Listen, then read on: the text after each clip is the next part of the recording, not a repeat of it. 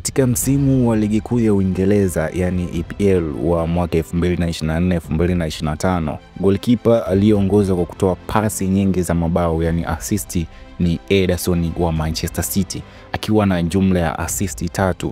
Hii inamfanya avunje rekodi ya EPL kwa kuwa goalkeeper aliyehusika na assist nyingi zaidi katika msimu mmoja na kufikisha jumla ya assist 6 katika historia yake ya EPL, akimkaribia Paul Robinson mwenye assist 5 kwa muda wote.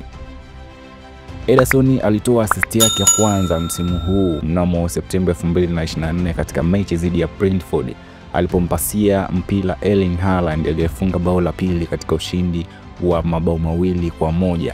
Assist ya tatu ilikuja dhidi ya Newcastle ambapo alipiga mpira mrefu uliomfikia Omar Marmoush aliyefunga 1-1. Uwezo wa Ederson wa kupiga pasi ndefu kwa usahihi umechangia mafanikio haya, hasa kwa kutumia kasi ya washambuliaji kama Haaland na Marmoush.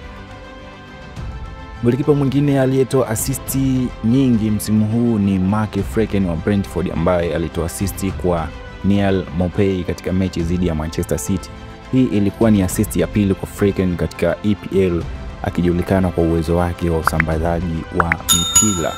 Kwa hiyo Ederson ndiye golikipa anayeongoza assist katika EPL msimu huu wa mwaka 2024-2025 akifuatiwa na Mark Freken.